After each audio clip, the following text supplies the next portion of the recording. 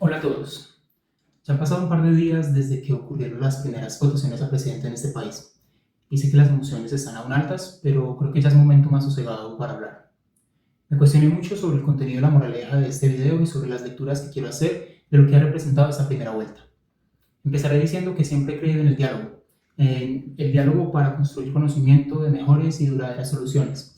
Además, he creído tanto en la política como en temas económicos, educativos, sociales y hasta de pareja. Mejor dicho, en cualquier relación de poder, que no es necesario que uno pierda para que el otro gane. Se debe propender porque ambas partes puedan ganar un poco. Hoy, sin embargo, me pregunto cómo se dialoga entre dos Colombias profundamente distintas, entre gritos, descalificativos y arenas. ¿Cómo podemos ganar todos un poco? ¿Cómo podemos construir desde la diferencia cuando la elección nos ha abocado a que para que tenga que ganar el uno necesariamente debo invisibilizar al otro? ¿Cómo se genera un diálogo cuando, si bien las fuerzas están bastante iguales, la división geográfica es evidente? El centro contra la periferia. Créanme que desde el domingo en la noche los sentimientos que me embargan son los de la duda y la desazón. Me he cuestionado si realmente siquiera hoy vale la pena seguir creyendo en el diálogo. Pero como creo que sí, es que quiero hacer este video. Hoy por hoy, una ligera mayoría de colombianos, y citando un post en Instagram de una cuenta llamada Juan Cholito, la izquierda representa guerrilla, socialismo, expropiación, un discurso de cambio con las mismas prácticas corruptas y rebeldía.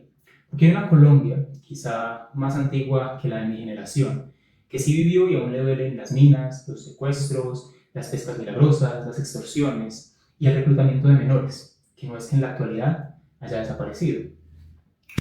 Para la otra Colombia, la derecha representa paramilitarismo, violencia estatal, invisibilización de la otredad, corrupción, silenciamiento y acaparamiento de los recursos a precio de sangre. También descuartizamientos, desapariciones y clanes políticos adueñándose de lo que es arraigo, los grandes capitales absorbiendo a los pequeños y los muertos convertidos en bajas. Lo que no nos damos cuenta es que ambas realidades crudas y duras son parte de una misma historia, que son casi indivisibles, a la vez que resultantes las unas de las otras. De marcar la línea entre los buenos y los malos, los de aquí y los de allá, no es tan fácil como los que fomentan estos discursos de división quieren hacerlo ver. Cada lado llora sus muertos y justifica los muertos de los otros.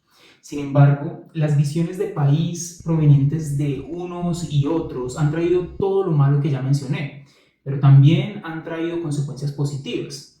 Claramente los agravios de las políticas de derecha no se van a ir, pero aún con todos esos masacres y todos esos malos tragos, a Colombia ese discurso en algún momento le sirvió para devolverle no solo la fe, sino la capacidad operativa que había perdido hacía mucho tiempo en una guerra que se enquistó con los grandes capos de los 90. Por su parte, las visiones de país devenidas de pensamientos de izquierda, sobre todo de una izquierda no militante sino ideológica, han servido para dar grandes avances en materia de construcción de tejido social en Colombia. Sin las izquierdas en este país no tendríamos la constitución que hoy tanto procuramos defender, así algunos sectores de la misma izquierda hoy hayan perdido la fe en ella. Y a pocos meses de terminar un primer mandato de un gobierno de izquierda, no se pueden desconocer varios aciertos, incluso en materia económica. Decir que los votantes de Cepeda son socialistas, resentidos, pobres, brutos y reposados es invisibilizar un sentimiento real basado en resultados reales conseguidos para un altísimo número de personas.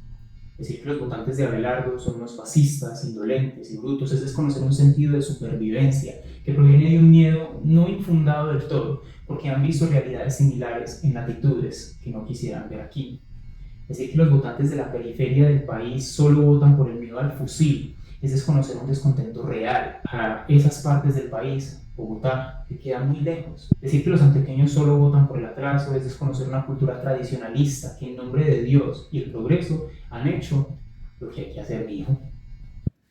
Pero a ese punto sé que más de uno ya construyó entonces una justificación de por qué su visión de la realidad tiene más mérito que la del otro para hacer lo que hace, para acabar con el otro.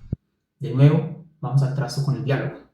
Quizá lo que hace falta en ambos extremos es reconocer que si bien la mayoría de nosotros como personas individuales no actuamos desde la maldad, las prácticas y modos de vida y de representarnos sí generan consecuencias tanto positivas como negativas. Como ejemplo puedo decir que la extrema coherencia de la que hablan muchos hoy no la viven, pero tampoco la notan, que viven una incoherencia porque es fácilmente justificable en prácticas que no son mayoritariamente malintencionadas, pero sí son cuestionables. Hace mucho tiempo pude descubrir que lo que durante toda mi vida admiré como proeza emprendedora realmente se cierne sobre la base de prácticas de contrabando y corruptas, y que aún otras prácticas mucho más cercanas a mí construyeron sus primeros capitales con laboratorios de coca para los paras. No dejan de ser personas buenas y trabajadoras, quizás arrepentidas hoy por hoy de aquel pasado, pero tampoco se puede desconocer de que esa premisa que ellos mantienen de que el honrado trabaja y de lo que trabaja mejora su calidad de vida está por lo menos con tintas muy negras manchada. Como ejemplo, puedo decir que la defensa de la vida que muchos hoy por hoy promulgan siempre será cuestionada cada que encienden un cigarrillo de marihuana ilegal, que llegó hasta sus manos por medio de los carteles del microtráfico, que mayoritariamente en el eje cafetero los controla Cordillera, un clan al servicio de los paras, que tanto odian. Cuando la polarización en un país ha alcanzado los límites que alcanzó el domingo, cuesta saber si es viable que nos volvamos a encontrar, que dialoguemos y sobre todo que estemos dispuestos a escuchar para aprender del otro.